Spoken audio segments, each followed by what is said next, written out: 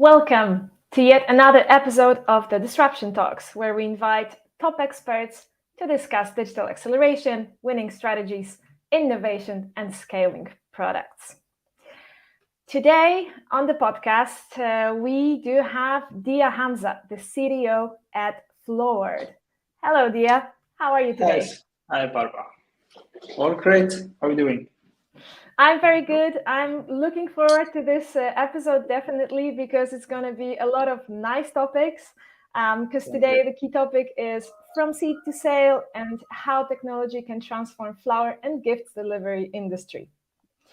Looking forward. So Diyaa, could you briefly introduce yourself and briefly introduce Floward as well so that everybody on the podcast are on the same page? Sure. So I'm Diyaa Hamza, currently the Chief Technology Officer for Floward. I've been here almost for more than 5 years. I started at the beginning with the co-founders of Aziz Al-Lamani and other colleagues. So Floward, we are go-to online destination in the MENA region for flowers and gifting. We are operating in almost or around plus 36 cities that located in 9 countries. GCC, MENA, UK, Jordan, and UK as well. So we have a wide range of flowers arrangement and gifts that include, chocolate, perfumes, and jewelries, and more for sure. We have wide of categories. That sounds amazing. I feel like I want to get such a gift for myself, actually. We wish to deliver to Poland, but versus maybe soon we can deliver to Poland, so we can send you something. Okay, yeah, 36 cities, 9 countries. That's already very, very impressive. What would you say is the secret sauce of Floward's impressive growth? Oh, I think there is many factors behind the growth that we have in Floward. First of all, for sure, it's teamwork across Floward functions from all the growth team, which is operation, customer service, and the technology as well. So mainly the main point that we focus on the customer. So the customer or the client is the centric of our anything we do in Floward from all the function across the functions. So we focus a lot on improving our customer experience and improving the purchase online, especially now in the flowers and gifting. In the region, at least like 5 years back, it was offline completely. So you cannot purchase a gift or flowers through the online. So we worked so hard and smart with all the functions to digitalize this experience and move it from the offline to online. So we provided the customers with many features in our platforms that help them to personalize and customize their gift. And for sure, we deliver their feeling in more secure way for sure. Okay. And can you tell us a little bit more about your journey as a CTO of Floward? Like, what steps did you take, and how did you actually end up with in this industry? It wasn't an easy journey, honestly. It was full of challenges. So mainly, I started my career with mainly the corporate organizations. But honestly, I saw this is not what it presents, and this is what I'm looking for. The corporate, there is a lot of procedures to go live with X feature or X options, and there is a lot of governance. So I've been reached out by the founders, one of the founders. I sat with our CEO currently, Aziz Al-Lamani. It was during Ramadan. It was a nice talk. So at that time, I believe in the vision that Floward and the founders that we will drive Flowers for the next 5 or 6 years. So then, we moved from the corporate life, the heaven, to startups and early stage startups where there is a lot of things it's not there exist in the startup. So once I started, I've been alone, at least in the technology. With my colleagues, we built all the technology in Floward, focusing not only in engineering side, also as well in the IT management, building the network, the customer service. Like we speak about 5 years, almost there is no cloud call center. We use, Avaya, Cisco, those all systems.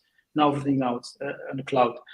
I had to adapt in the changes that happening to Floward in every stage. So every stage in Floward, we followed, at least in technology, different strategies. In the beginning, I've been 100% hands-on and coding, developing, working with the DevOps, security.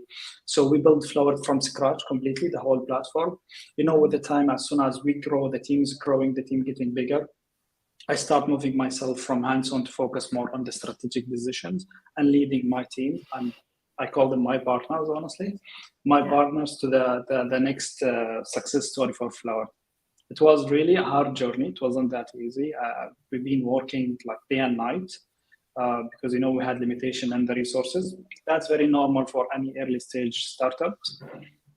With the challenges, with COVID hits, we had a huge challenges with hiring because the demand increased for the engineering. That was another challenge. Yeah, and here I am now, the CTO since 2 years, I think. Okay. That's from day one. I've been the CTO, honestly. From day one, I'm acting the CTO. I'm leading the whole technology.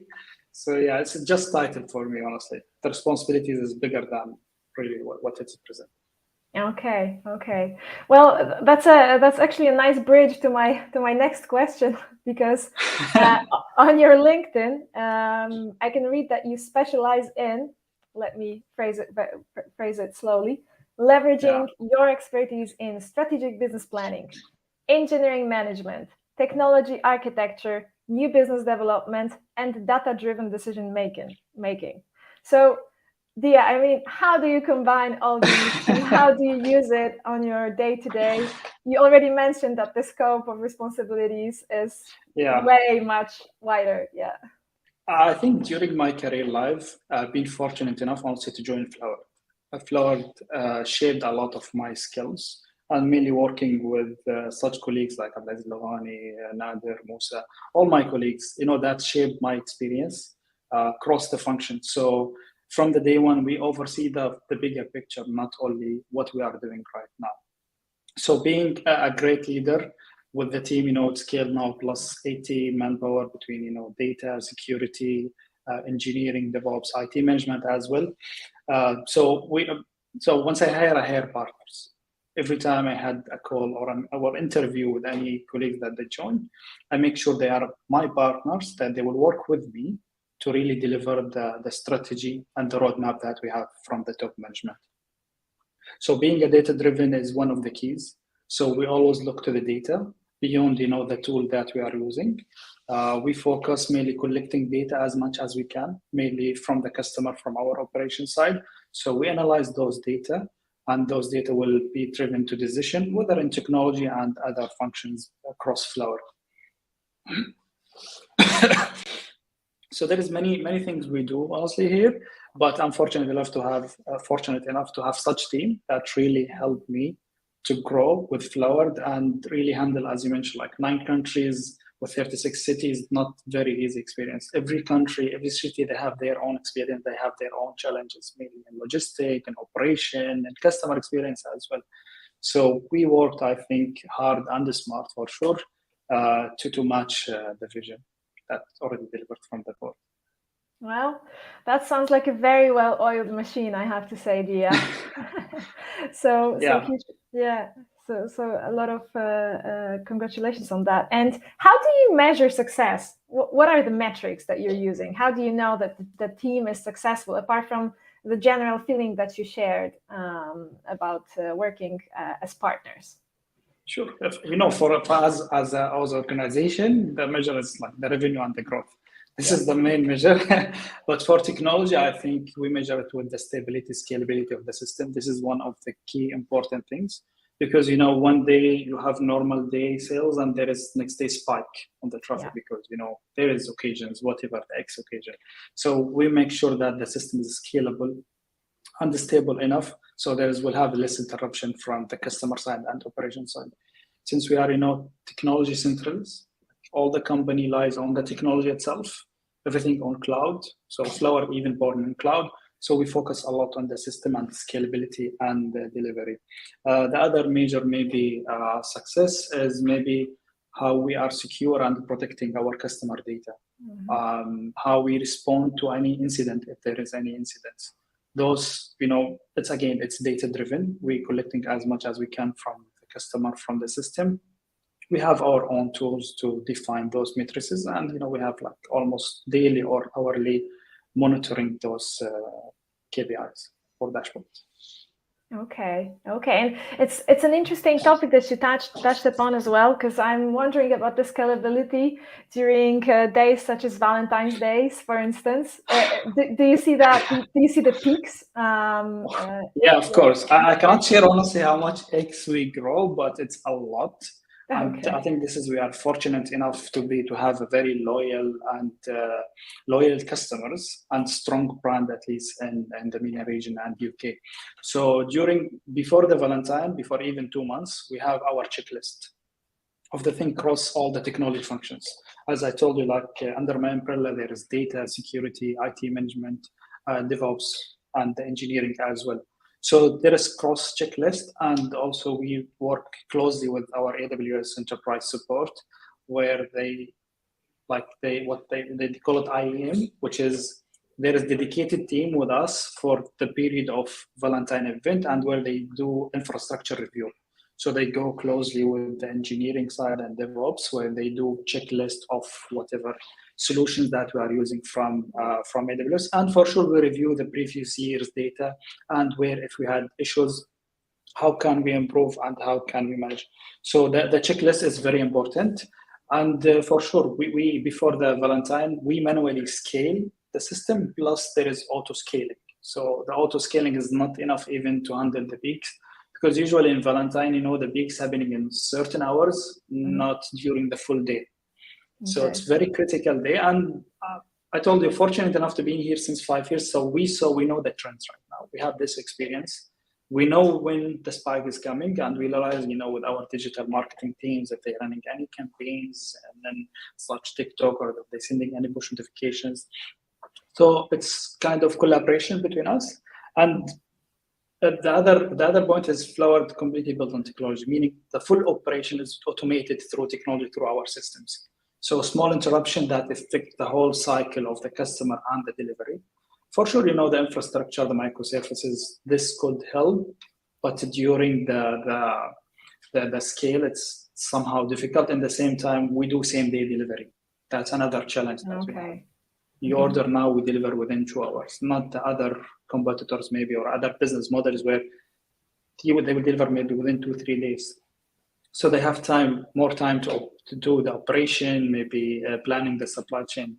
So everything should be on spot for us. In the same minute that the customer confirms his order, everything goes to the operation, and all of this process is automated by technology as well. Okay. Well, that's it's long process. It's long process, but we learned a lot during the days, during the events. We learned a lot. And that's certainly impressive that everything is, done by technology. And I'm wondering, this special forces team for the Valentine's Day, that's definitely an interesting way of spending your Valentines from that perspective. I wish to spend this with my wife, honestly, but this is what we do. I tell my wife, like, it's same doctors. Sometimes they sleep in hospital. We do the same. Sometimes we sleep at work just to make sure we have sustainable systems, to support the customers and our colleagues and the operation and the growth team. Absolutely. And we actually do have one question from the audience, Diyaa, that I would like to share with you. It's a question from Adam. And Adam is saying, do you find a lot of similarities between CI/CD in tech and the rest of the Floward delivery logistics in real life? Kind of. We're trying to automate the process, at least in the delivery, where we will have less human mistakes. So once you automate, you will have maybe the bugs, which is you can control. But we are working so hard, honestly, mainly with our operation team. How can we automate and implement this also to the delivery life cycle? It's not that easy to do same day delivery. You receive the order now and the customer need it within maximum 2 hours. And there is the routing, the distance, there's traffic. There's a lot of factors you have to capture for the delivery journey. And we're running the production as well. We're not having a shops on our website or in our platform. We own the operation as well. So we have the flowers, we have the raw materials, we have our florist team, we have our helpers where they do the arrangement or they do the gift wrapping. Then they give it to driver. So it's not only about the delivery, it's about even preparing the items. Like we have nice product or category in our website, where some of them difficult to do within 10 minutes or 20 minutes, where the flowers, they need more time to prepare. But we're working so hard to do this, honestly. Absolutely. Thank you very much. And if we're on this topic, actually, can you share with us how the process of selecting flowers for delivery looks like? I'm really curious to find out about that. Honestly, I think we already have a specialized team. Again, we're fortunate enough in Floward to have the best team, best talented. So mainly we do procurement from Ecuador and East Africa. We already have people there on the ground that works for Floward. They go to the best farms in those regions to procure for the all countries and all cities. Because, we have fulfillment in every city. You cannot do delivery, for example, from Kuwait to Saudi Arabia or from Saudi Arabia, Riyadh to Jeddah, because it's flowers within 2 hours. You have to deliver it. So in every city that we operate with, we have our fulfillment center where those people on the ground, they ship or distribute the flowers that they procured to every city. Okay. That sounds like a fairly complicated process in terms of making sure that the flowers are fresh, because indeed, Exactly. that's probably one of the challenges. That's why we do multi shipments and during the week. So it's not one shipment in 1 week. We do multi shipments. So we make sure that the flowers that we receive is on the demand that we received, and we do delivery within the small period that the flowers can live longer. And this is by our customers, we receive a lot of feedback that your flower lives longer than the others. That's because the quality. We pick the highest quality flowers. Okay, that sounds amazing. And are there any other unusual, maybe a little bit more technical as well, challenges that as a CDO you face in Floward? No, honestly, with the time, the unusual will be normal. Okay. Mainly the spike that you have in the spike that we have during the seasons. It's something unusual, but it's scheduled. It's predicted. We have some numbers. We have, as I told you already, data driven. We do some prediction with helping our data team. So we know approximate what sessions, users or traffic that we might receive. So this is, we can say, maybe unusual, but it's becoming now for us, it's very normal. The other thing is how you can translate the process on the ground for, people working on the ground, translate this to technology, implement, make it as a systems, and push it back to them again to use it. That's also one of the challenges really that we had, but within 5 years with the team that on the ground, they helped us a lot, and we explained for them the importance of technology. And when in the season, even during day to day, once they're using now our solutions, they know the benefit of investing more in technology and trusting more in the technology team. That's why the priority for me is just making sure the system and production is stable. This is the highest priority. At the same time, there is like army working in other innovations or other features. Okay. So at the end of the day, it's to make everybody's life easier, I guess. Yes, it's about everything about the customer. As I told you, we promise to deliver with this time slot. We have to deliver in this time slot. So we cannot tell the customer we cannot deliver. No, we will deliver, and we told our operation team, let us know how can we help you to deliver using the technology. And same time, for sure, we do initiative from our sides. We told them, okay, let's do this. This will help you on 1, 2, 3. And I think with the help of the data team, data scientists there, they give very helpful, deep insights for their operational day-to-day that give them the ability to predict the demand and do their decisions for whatever budgeting target and the stuff. Okay. And we do have another question from Ala. And Ala is basically asking, what was the most or the biggest challenge that you faced in your career in Floward?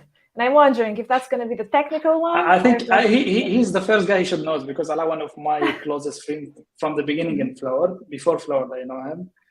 So the main challenge we had in the beginning, starting with early startup, that was interacting with talents, at least in engineering or technology. It was a huge challenge for us.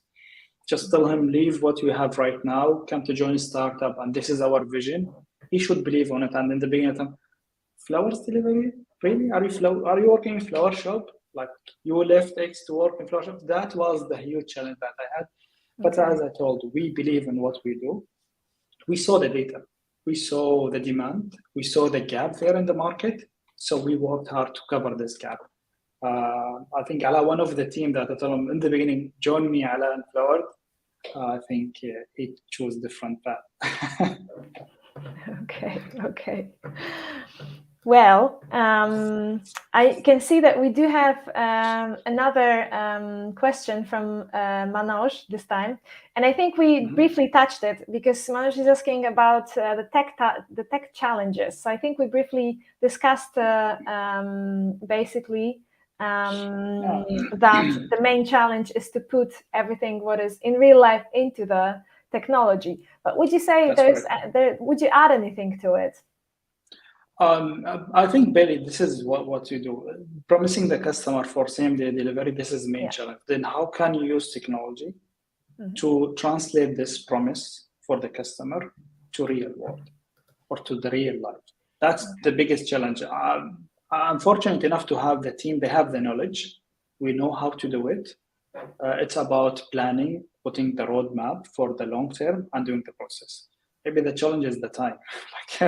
We don't have time to execute everything, and the demand is so high. So maybe this is one of the challenges. It's not technical. It's mainly about even not time management. We already, we're using agile methodology and stuff, and we already have agile team.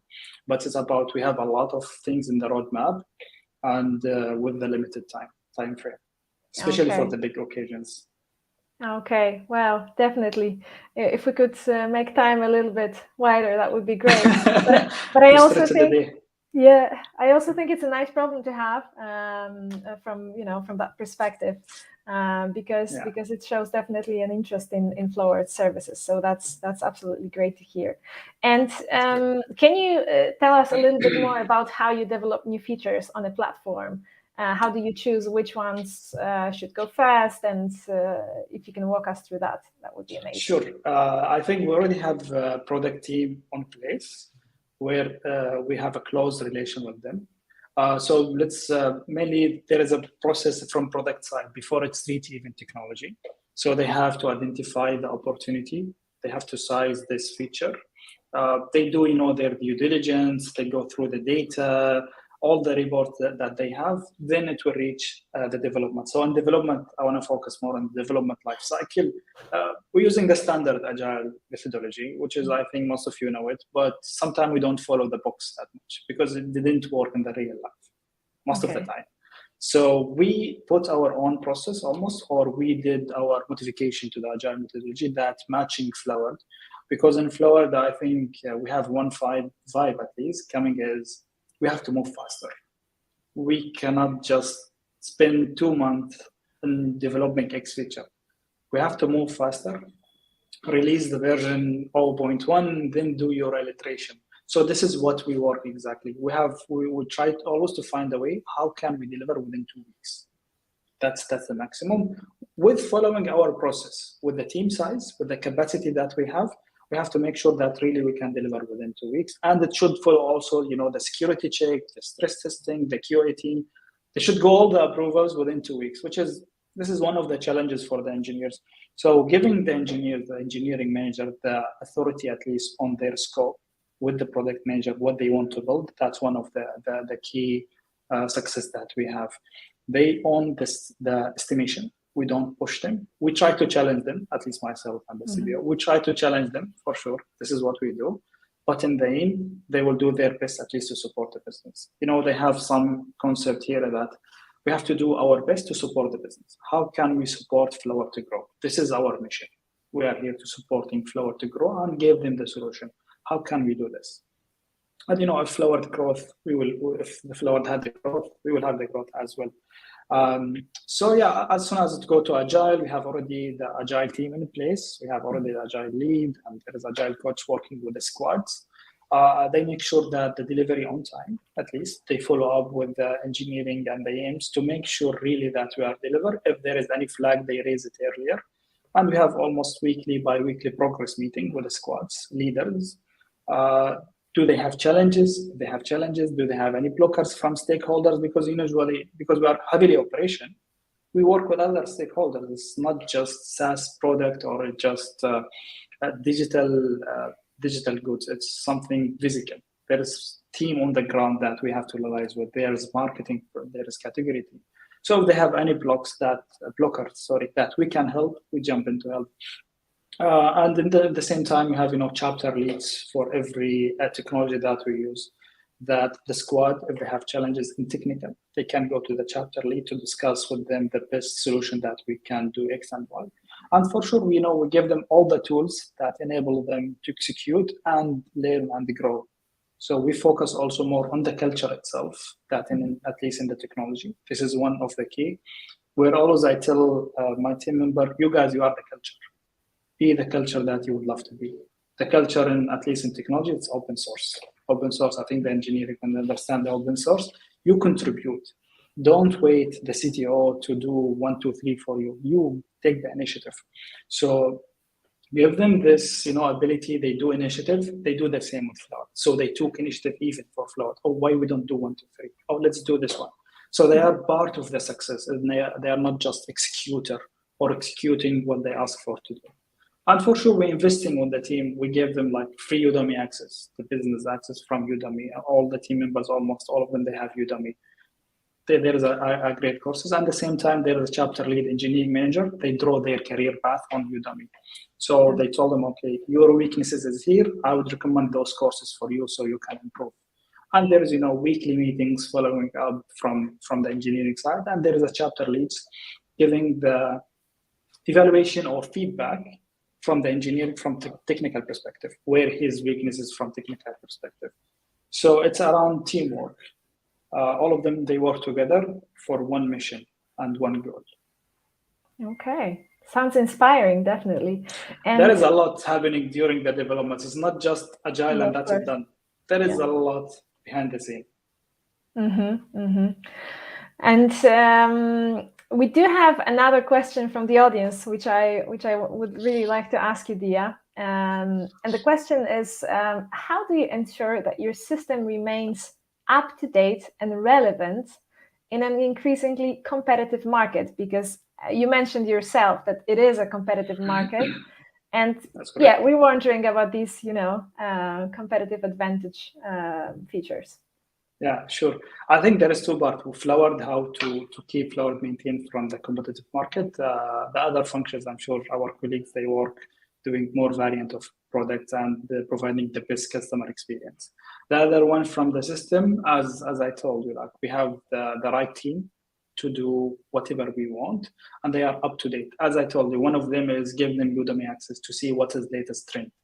So what's the latest trend in technology? What is the latest trend in the infrastructure? For example, not recently, like maybe 1 year till now, we migrated from monolith frontend to micro frontend. So now we're using micro frontend, which is coming, I don't know, recently 1 year, 2 years back. But we have the team to do this. We have the ability, we have the skills, the right skill set, the skills that the team can do. But sometimes, it's about time, as I told you. So there is things that you have the thick depth that you have to fix. At the same time, you have the other features or the requirement coming from from the board, the product team, the operation. So we have to make a balance between both of them. How can we solve the thick depth and make sure also we deliver on time to keep Floward more innovative and they provide the best service for our customers. It's combination with a lot of team efforts from all functions. So I think we work closely together, at least in technology, to make sure really we follow the latest trend and our systems are stable. Okay, thank you very much. And I'm wondering, can you share how, in general, the technology impacted the industry? Because obviously, you mentioned that you've already translated what's in the physical world into the technology. Would you say that's the situation for the whole market, or how do you see this market growing in this area? I think there is two parts, before COVID and after COVID. Before COVID is that's for convincing everything. the customer to order. Before COVID, convincing the customer to order online, especially for flowers and gift, was hard. It was really hard.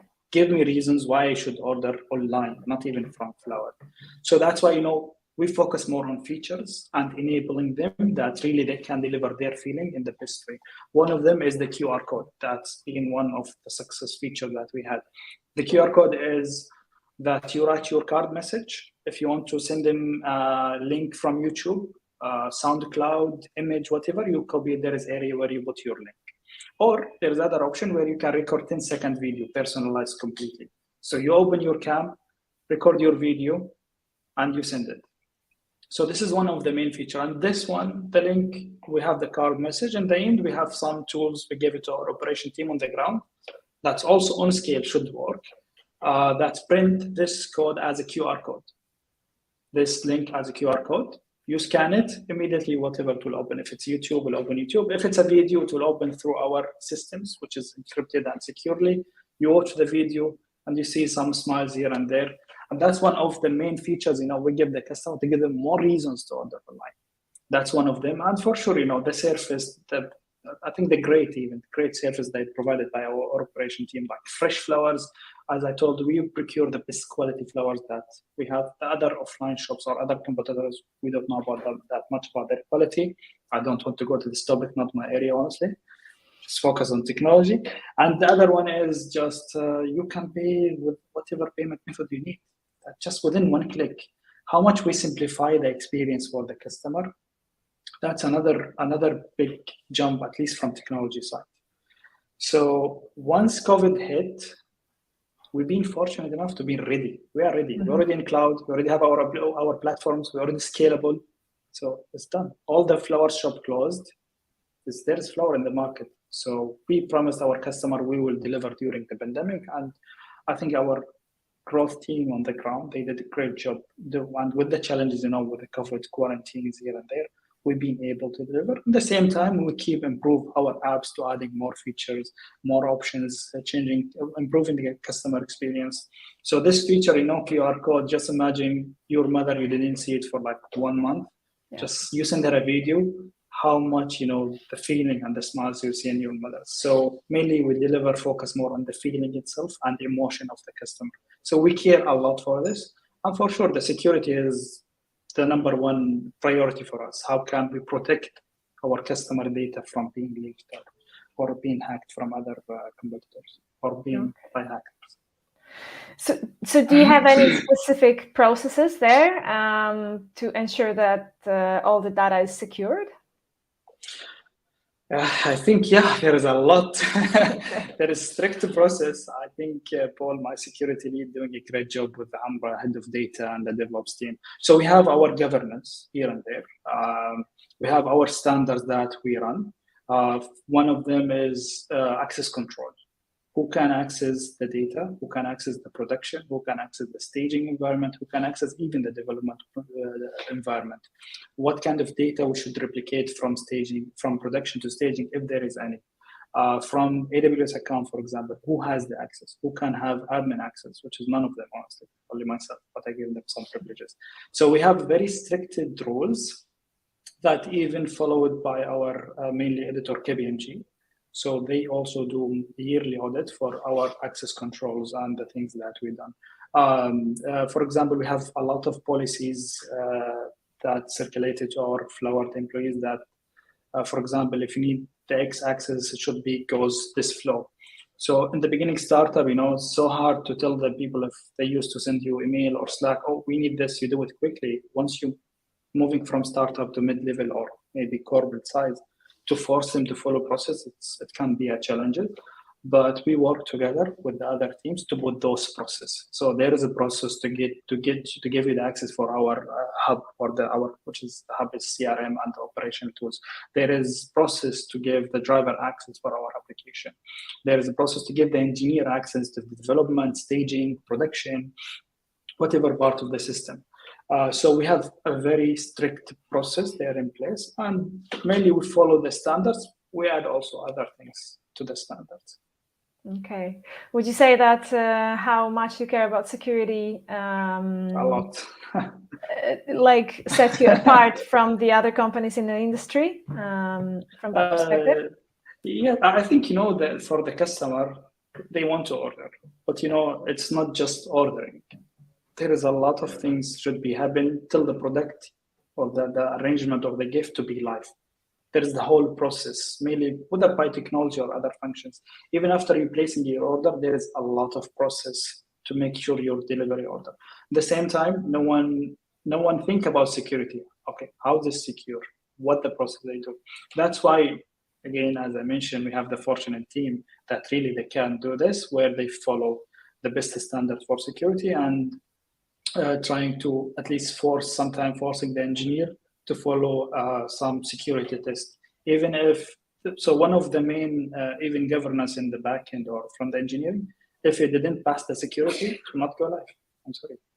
Mm-hmm. So the security is very independent function. They report to me directly. So they have the power at least to force if there is non-security compliance that we have, and across the systems everywhere, the DevOps, the APIs, even the software that we are using.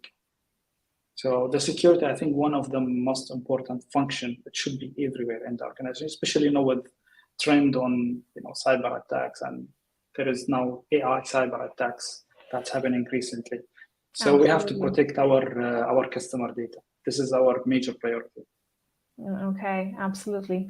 And that's probably not the first thing for a customer to think when they want to order flowers. So it's great, and it's assuring to hear that that's something that Floward should be trusted source. Yeah. And what would you say that are the things that you're mostly proud of when you're looking at 2022 that you did in Floward? There is many. I think there is many accomplished that we've done from our technology, but in Floward overall, I'm really so proud that the growth that we had in Floward. Being small startup for a few years, down in basement, no one knows about you. With 2022, we are now planning for IPO and being unicorn. I think this is one of the main points that we're proud of. Mm-hmm. Seeing the system, how I started in the beginning, and now how it's changed completely and how it grows. That's another proud moment, honestly. So we have many proud moments. Even I think the CEO we focus a lot on the proud moment. Even one of them in the weekly update, you should mention what's your proudest moment this week. Okay. So you must have proudest moment for the last week. It's a must, which is I'm fortunate enough to have a great team that really support me to get those proudest moments. Okay. Well, that's a nice must, definitely. So Diyaa, what would you say are your plans for 2023 then for Floward? What are you the most excited about when you're thinking about this year? Sure. I think for the previous maybe 2 years, we invested more in data and security. For sure, we'll continue with this investing because we see the value on investing more on the security and the data, plus investing more in the AI solutions. So AI to helping our supply chain in flowers, which flower, for example, they have to procure for this month, helping them with forecasting. There is maybe ready-made tools, it might work, but for Floward, honestly, it's very special case. At least for our business model, it's completely very special case. That's why most of the third-party solution, it didn't work. They gave the promises, but once we go to the execution, it didn't work. It worked, but not as expected because the bar is high in Floward.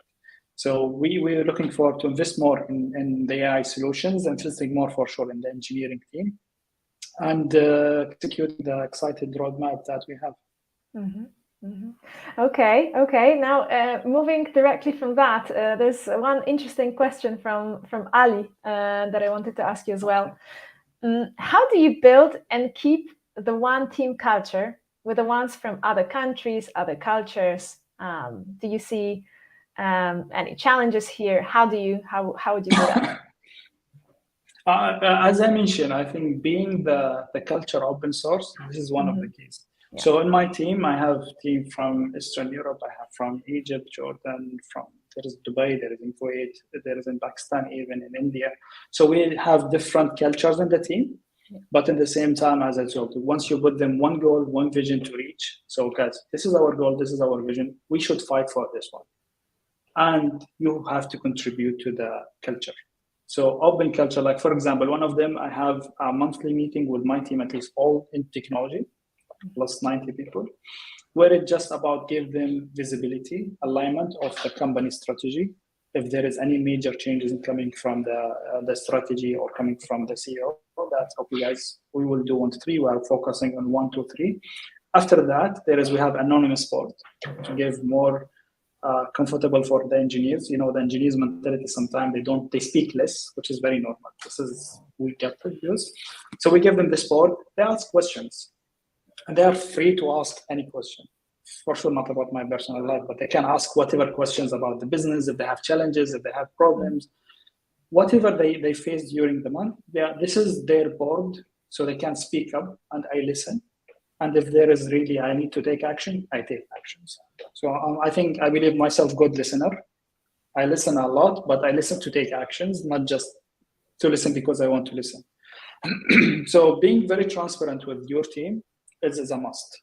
Even if you are in C-level position, even you have to sit with your team in the engineering side. You have to give them transparency and visibility of what's coming next, what we are going to build next, beyond, the roadmap they have, at least from the company strategy. We want to focus on these verticals. So some of them, sometimes we tell them we want to focus more on X vertical. They do suggestions, and those suggestions, I feel it's valuable. I deliver them to the head functions, whether it's marketing, category, or operation. So we listen to them and we communicate their voice to other across the organization. So being open source culture, it's a key. It's a must. Okay. Well, it sounds it's definitely sounds solid.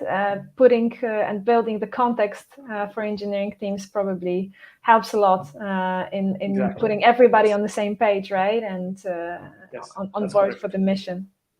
Yeah, that's correct. Yeah, this is what's happening. Okay.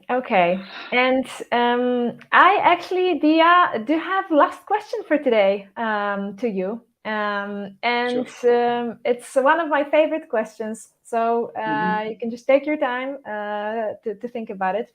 But let's imagine that you have a magic wand and that you can basically spell a cast that allow you to provide education on any specific topic. To kids of 11 age and older. What would you want them to learn? Yeah, nice question. Take your time. I mean, that's a long one. Yeah, it's okay. I think I'll try to be short answer. I'll try to provide a short answer. I believe, programming languages right now, it's not just for the engineers or to the people who have the, computer science degree. Now it's open source everywhere. You can go to ChatGPT and they can write you a script. But you have to understand what is written. You have to engineer the problem. So teaching those kids is how to code and the benefit of the coding, plus how to use the data as well. So using the data, coding, and investing this to drive to AI. So as soon as they grow, they can contribute more to our digital works. Because you see, day after day, we're moving more to digitalize everything. So our world becoming more digital. Everything is now using your mobile phone. There is a website, you can finish everything. So they have to adapt. They have to adapt to this world. And so you can protect them from, whatever happening in the end world. Teach them, focus more on the coding skills at least. It shouldn't be advanced level, but something that really they can write maybe, how can I do my daily routine, do a script to do my daily routine. Even if you are 12 years old, it's not that difficult. It's something easy right now. I'm planning to teach this to my daughter once she grows up. But this is one of my plans, is just teach her how she code at least for her life. Not even to gain more money, or the engineers, they are well paid. That's another topic. But at least how you can do your day-to-day task by coding. At the same time, invest on data. How you can use those raw data and move them to be, in the end, at least the end result to be AI model or machine learning model that really do X and Y, that really you wish to do. I would love to focus almost on this. And hopefully, this should be mandatory, the coding with time. Now, the English, maybe at least in our regions, the English is mandatory. I think the coding should be mandatory, but don't teach PHP, please. Okay. Would you say that next to English, any programming language should be just a mandatory course at school? Yeah. The language is a way or syntax in the end. Whether you use Node, Python, C#, Java, in the end it's syntax. It's the way how you will do this. Even Golang, there is many nice languages. There is many nice frameworks. All the languages are almost now open source. After .NET Core, everything is open source. So you can use any language. It's not about the language. It's about how you understand what the engineering concept. How can I write really efficient solution that really can sustain on scale and handle different spikes. So this is the key, engineering the problem. Also, I say for my team, engineer the problem in more efficient way, not just we wrote code, it's working. It's not about it's working. This really will work with our customers on scale. So if we teach them this in early stages, they will understand the concept behind the engineering or software engineering or software development as well. So the syntax is okay, but not PHP, please. Yeah, I'm really curious to dig a little bit more about why not PHP, but maybe that's another big topic. Exactly. I have a big fight so. with my friends on this. Yeah. Okay, I understand. But then on the other hand, what would be the first language you would, in that case, learn? We go more politics now. Yeah, we go more politics. I think I cannot give, but at least our main stack in Floward. Mainly we started with .NET Core. After Microsoft, they make it open source, cross-platform. They change the word, and we can run it in Docker or Kubernetes. They change honestly the word, and it's very scalable. Maybe Java, one of them. Maybe some people will say Java it's old, but believe me, Java it's proven that it's really scalable. It can work with any system. But it depends. Every use case you can use the language. So JavaScript, Node.js, it's very nice. Nice syntax, fluffy syntax. I think nice colors. You can use maybe such tools like Visual Code, but depends if it will work on scale or not. That's a big topic. I think even I had a discussion with my team and other friends. For example, Golang, if you want to write low-level language, we call it, meaning you want to write CI/CD automation scripts, Golang is the best option for you. Python, I don't recommend it at all for the web, that's for sure, but you can use it very heavily for the data scientist AI models. You have to use Python. But yeah, I'm a fan, honestly, of mainly .NET Core and Golang. I love Golang, honestly. I feel it's more about C++, where we born with C++. The other stack, I think we use in Floward mainly for sure. As I mentioned, we are microservices architect. That's a must. We're using AWS as our infrastructure, cloud infrastructure. We're using their RDS engine for our databases for the SQL databases, and there is services using NoSQL. By the way, we use Node in some services. We use Python in some services. As I told you, it depends the use case. If really Node, Python, whatever the language will work here, we have the right skills, we have the team member. That's another factor. Then we can use it. Yeah, I think we use Kafka for my communication between the services. That's one of the must things. Native for the apps, we do sometimes cross-platform frameworks. We plug into our native applications. We use React micro frontend for our website dashboards or any front-end solution that we use. Yeah, so this is in short. We have a lot, by the way, but this is the minimum. Yeah, you speak a lot of languages, I can hear. Definitely. Chinese. Definitely. But listen, Diyaa, for the 12-year-old, which would be the first language that you would recommend them to possess? Honestly, I would recommend maybe Python, because the goal of teaching them a programming language, at least in 12 years old, is they move those skills to AI, at least as end result. So to doing this, the best one is, Python.